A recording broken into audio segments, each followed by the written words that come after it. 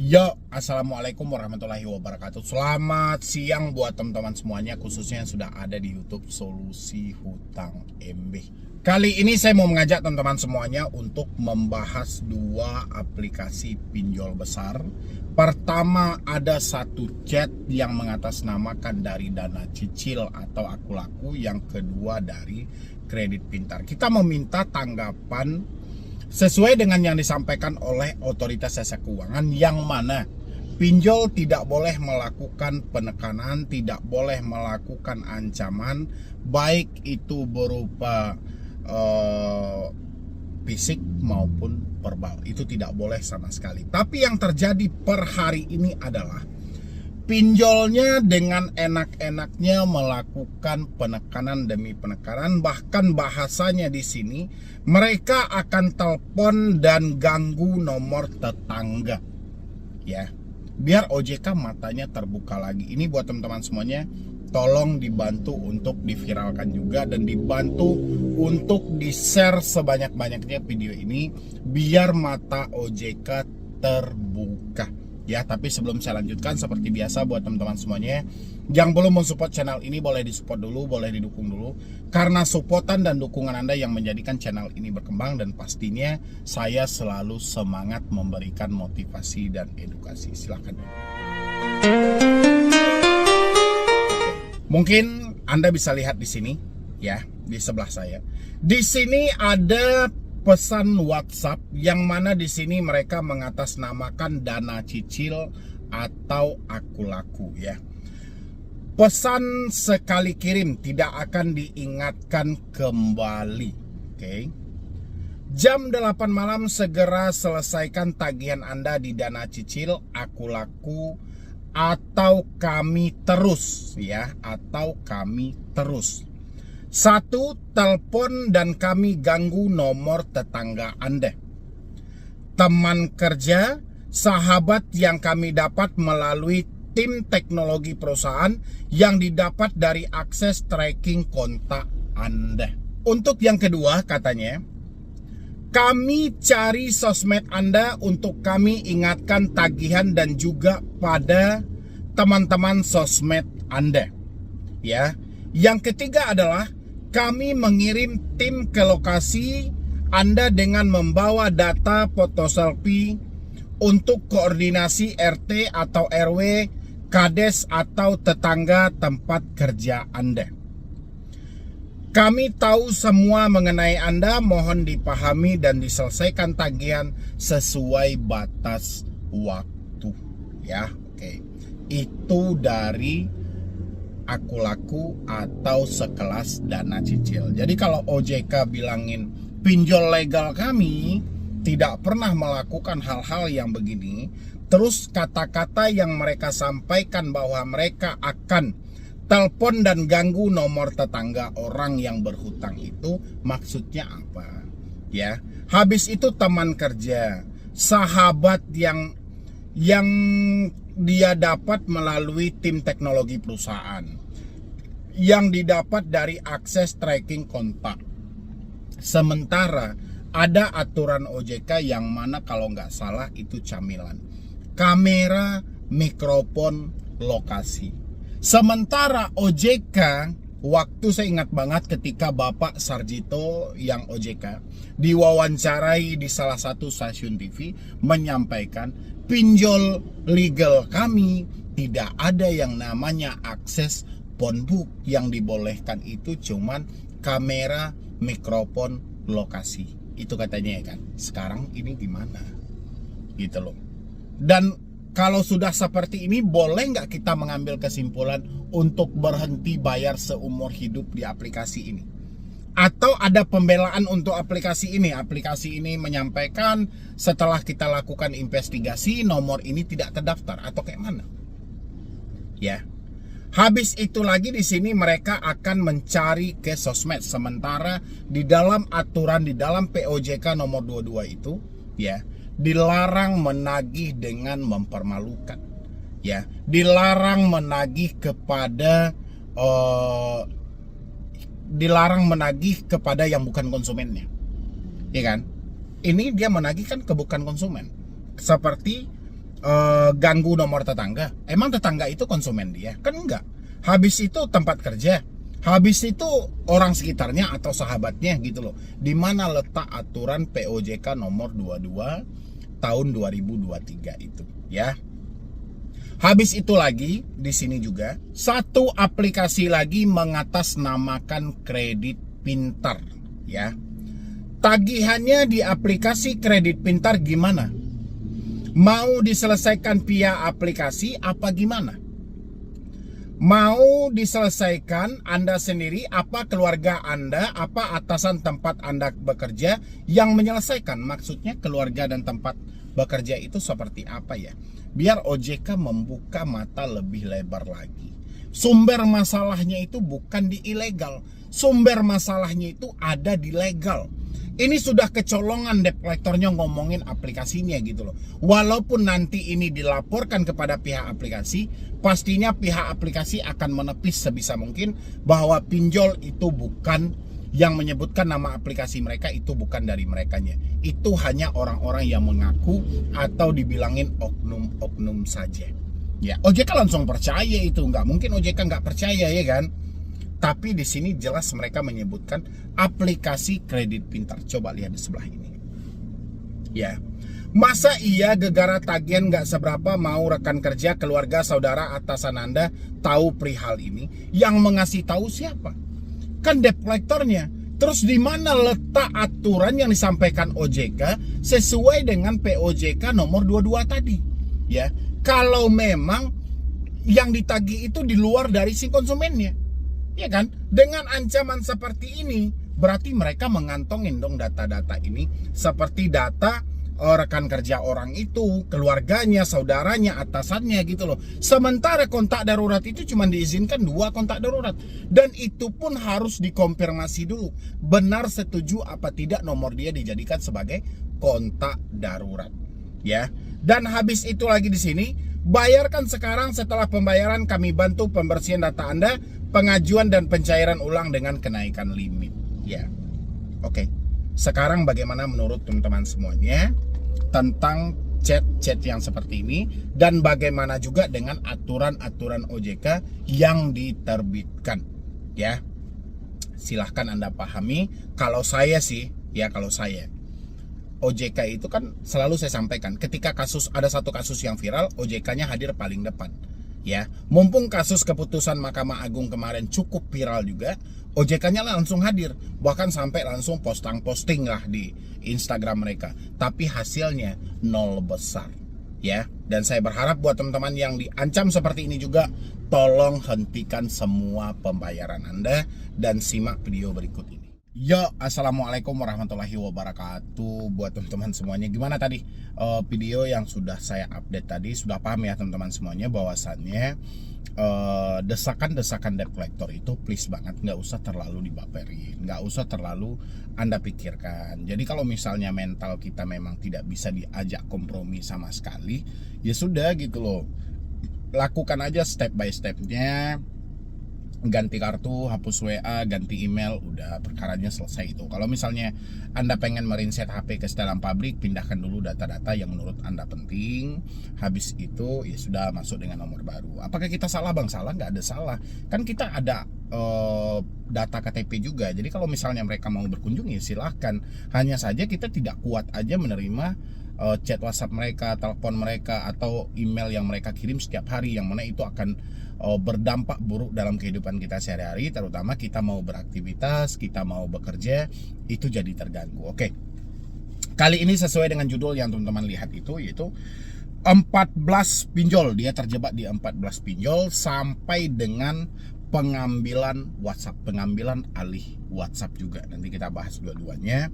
Yang penting buat teman-teman semuanya jangan lupa untuk di-support terus channel Solusi Utang ya, supaya channel ini makin berkembang. Dan teman-teman yang mau bergabung di grup WhatsApp juga boleh klik tombol gabung yang ada di bawah nama channel, tapi Anda ambilnya yang konsultasi khusus, karena grup WhatsApp kita sediakan di dalam konsultasi khusus. Kita buka di sana, memang orangnya betul-betul yang butuh saran, butuh pendapat, ya orang-orang yang benar-benar bersungguh-sungguh aja. Klik tombol gabung, ambil yang konsultasi khusus bersama Medi Broni. Nanti saya yang memasukkan Anda ke dalam grup WhatsApp untuk Anda berdiskusi. Oke.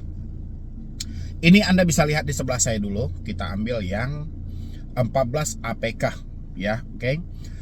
Assalamualaikum Bang, perkenalkan saya S dari Padang.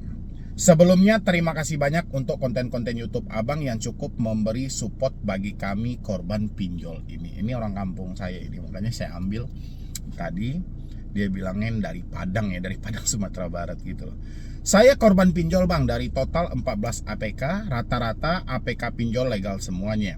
Cuma 2-3 APK yang mungkin semi legal dengan nominal total 70 jutaan. Oke, kita batas dulu di sini ya. Ini buat kamu yang ada di Padang yang bertanya ini, pinjol itu tidak ada yang namanya semi legal ya. Itu buat teman-teman semuanya, tidak ada pinjol itu yang namanya semi legal. Bahasa semi legal ini adalah bahasa yang mana itu dimunculkan ketika banyak mereka yang menawarkan jasa-jasa di luar sana, terutama mereka yang ada di TikTok, habis itu ada di snack video juga. Mereka memberikan sepintas kelihatannya mereka sama gitu loh, memberikan edukasi, tapi di balik edukasi mereka berupaya bagaimana caranya untuk mengajak Anda meminjol kembali ya. Bahkan kalau masih ada limit-limit tersisa di paylater Anda, itu akan dibabat habis semuanya gitu loh, dengan dalih ya pinjol-pinjol yang Anda pinjam itu adalah semi legal. Atau dengan dia bilang ini tuh, daripada kita galbay sendiri tidak ada keuntungannya, mendingan galbay sama kami aja, Anda masih mendapatkan duit. Padahal bukan itu poinnya. Poinnya adalah bagaimana dia mengelabui Anda supaya Anda yakin untuk menggunakan data Anda ya. Dan habis itu, begitu data Anda sudah mereka pergunakan, ada dana yang cair, hasilnya dibagi dua. Itu adalah bagian dari bisnis mereka juga ya. Jadi nggak ada yang namanya pinjol itu semi legal. Habis itu kita lanjutkan juga di sini. Semakin banyak begitu karena selama ini bayarnya gali lubang tutup lubang Bang. Makanya makin lama makin membengkak. Saya coba galbay Bang, tapi saya masih takut-takut karena saya seorang pegawai negeri Bang, dinas di Padang. Oke, gini ya. Ini buat mbaknya maupun Anda di Padang ya, walaupun satu kampung gitu ya. Di sini gali lubang tutup lubang itu aja sudah salah. Tadi saya juga sempat menyinggung itu. Kita berupaya untuk menutupi satu pinjol ya, menutupi satu pinjol itu tidak bisa dengan kita mengambil hanya satu pinjol juga di depannya. Jadi untuk menutupi satu pinjol yang telah kita pinjam ini, kita butuh 2 pinjol.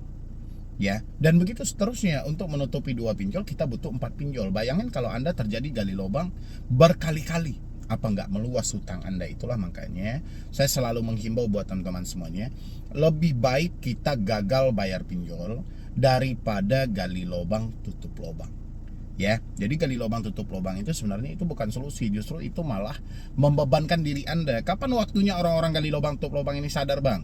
Setelah pertama harta dia sudah tidak ada, kedua aset-aset dia sudah tidak ada lagi, ketiga dia setiap mengajukan pinjol itu sudah ditolak, tidak ada yang cair lagi. Disitulah mereka baru sadar berapa hasil yang mereka dapatkan selama gali lubang tutup lubang. Baru mereka terkejut. Ada yang sudah berhasil menggali 15, ada yang sampai 20, bahkan ini sampai 14 aplikasi. Dia terkejut itu ya kan. Tapi selagi masih ada aplikasi yang cair, mereka tidak akan sadar bahwa mereka telah masuk ke dalam permainan dari pinjaman online ya. Itu harus dibuang. Dan habis itu makanya makin lama makin membengkak. Saya coba galbay, tapi saya masih takut karena saya seorang PNS. Nggak ada hubungannya dengan Anda seorang pegawai negeri, nggak ada hubungannya dalam hal itu, karena hutang-hutang ini menyangkut pribadi kita gitu loh ya kan. Jadi nggak ada juga sampai ke sini. Kalau misalnya mereka, sedangkan aturannya itu sudah ada, menghubungi di luar dari kondar aja itu tidak diperbolehkan ya. Pinjol itu cuman boleh mengakses kamera, mikrofon, lokasi ya. Beda dengan pinjol ilegal. Kalau pinjol ilegal mereka babat semuanya ya kan. Tapi kalau pinjol legal sudah ada pengaturan akses camilan, kamera, mikrofon, lokasi. Jadi tidak ada ceritanya mereka itu sampai mendownload kontak-kontak Anda yang ada. Dan kalau, nah ini kalaunya, walaupun kita tidak percaya dengan aturan yang diterbitkan OJK tentang camilan ini, tentang kamera, mikrofon, dan lokasi, kalau seandainya ada pinjol-pinjol legal yang menghubungi di luar kondar ya, menghubungi ke perusahaan, menghubungi ke tempat kerja, menghubungi teman-teman Anda, biasanya mereka tidak pernah mencantumkan nama aplikasi. Dan ketika mereka tidak mencantumkan nama aplikasi, sampaikan kepada pihak-pihak perusahaan Anda. Nanti kalau masih menghubungi, minta mereka untuk datang ke lokasi. Biar kita lebih jelas, itu pinjol-pinjol dari mana gitu loh. Tapi kalau mereka hanya sebatas menteror kita di perusahaan, tapi tidak jelas aplikasinya, Anda mau bayar kemana gitu loh. Mengingat ini, kita Galbay itu bukan 1 atau 2 aplikasi, tapi banyak gitu, dengan jumlah yang banyak. Jadi kita bingung kan, apalagi semuanya sudah jatuh tempo. Tiba-tiba ada penagihan ke perusahaan, ya kan kita bingung juga kalau mereka tidak menyebutkan nama aplikasi ya. Jadi ini tidak ada berdampak kepada status Anda sebagai pegawai, status Anda sebagai karyawan gitu. Yang penting kita gentleman aja ya, persiapkan diri kita, persiapkan mental kita, insya Allah semuanya akan aman aja. Habis itu dinas di Padang. Jadi kalau sempat Galbay, takutnya mereka datangi atau telepon kantor atau komen di sosmed atau Instagram kantor. Kalau hal-hal seperti itu nggak ada masalah kan, seperti yang saya sampaikan tadi. Mau mereka komen di kantor, mau mereka telepon ke kantor, komen di sosmed, di Instagram atas nama kantor itu, mereka tidak akan mencantumkan nama aplikasi. Ya, kalau sempat ada pinjol legal yang melakukan penagihan melalui media sosial, tapi mereka menyebutkan nama aplikasi, tamat riwayat mereka. Apalagi ini mumpung viral-viralnya putusan dari Mahkamah Agung. Ya, tinggal PR dari teman-teman yang mengalami telat bayar adalah mencari bukti itu sebanyak-banyaknya.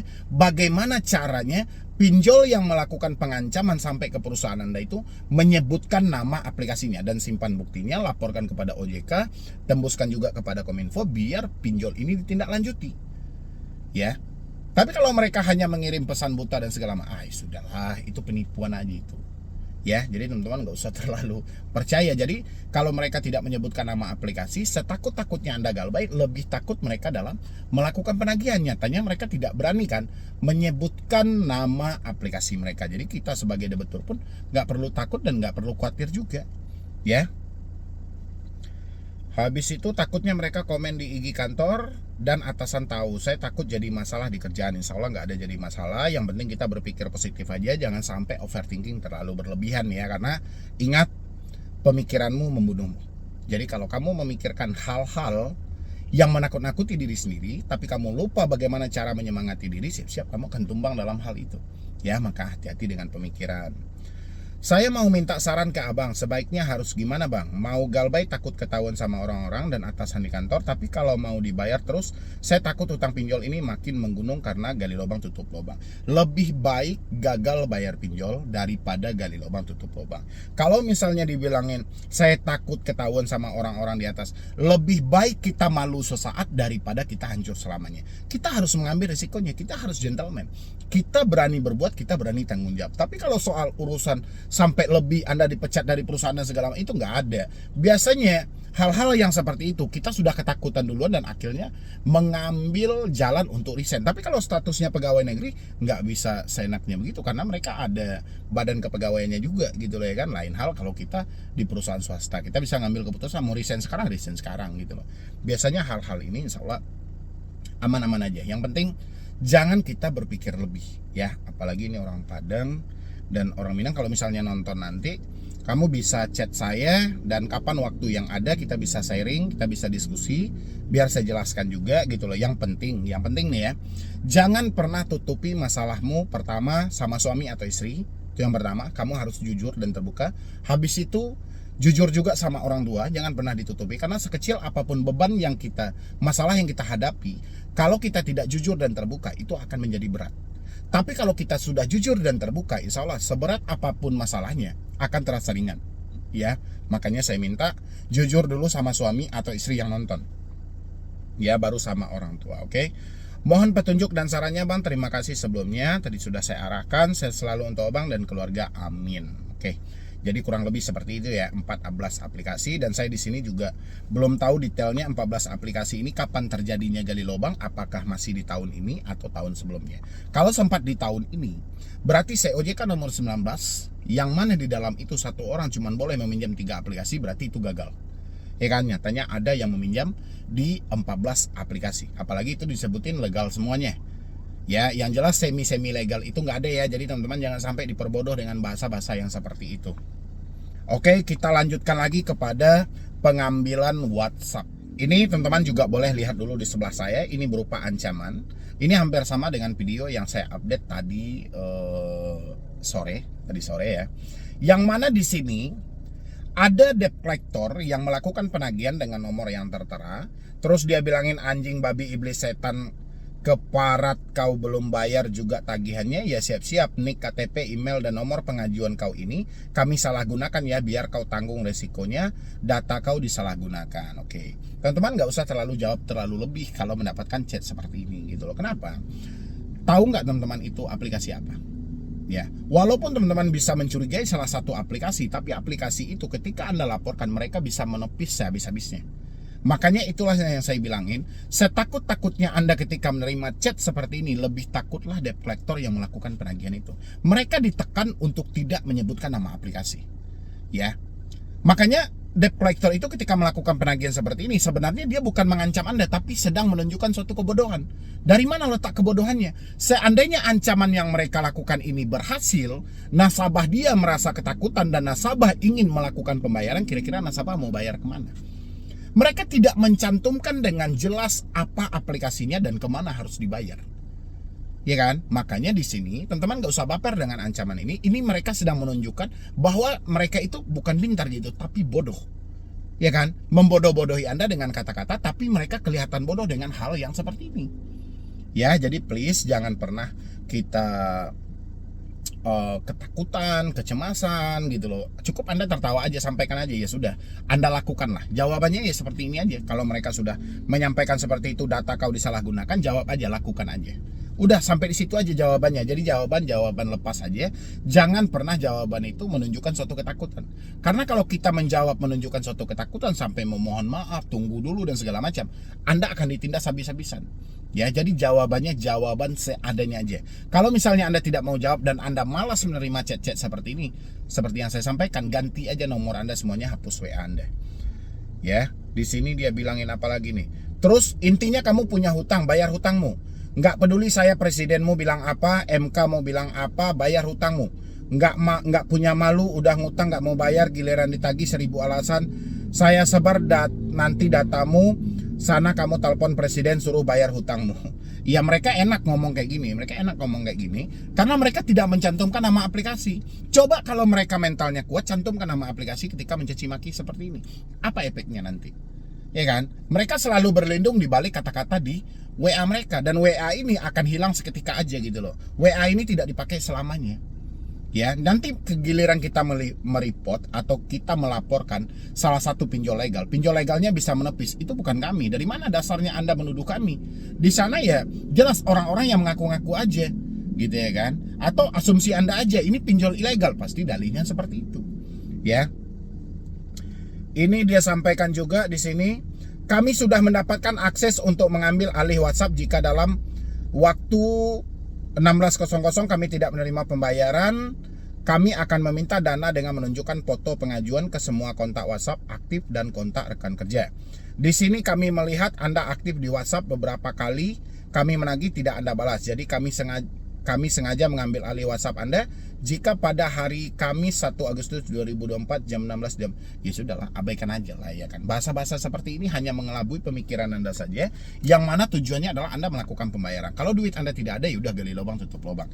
Yang penting jangan baper. Kalau misalnya Anda sudah malas menerima chat-chat seperti ini, semuanya sepakat hapus WA Anda, ganti kartu Anda, reset HP Anda ke setelan pabrik. Ya, masuk dengan nomor baru, insya Allah Anda pasti aman. Oke, mungkin dari saya cuma itu aja dulu. Mudah-mudahan ini bisa bermanfaat dan bisa membantu juga buat teman-teman yang mengalami telat bayar atau tidak mampu bayar. Yang penting nggak usah baper, nggak usah takut juga. Insya Allah badai pasti berlalu kok. Yang penting kita tetap berpikir positif, kita tetap semangat. Kita perlu hidup juga, masa depan kita masih panjang, dan jangan terlalu terhanyut dengan permasalahan sepele yang seperti ini. Ya, jadi sekian dulu dari saya, Mendy Brony. Wassalam.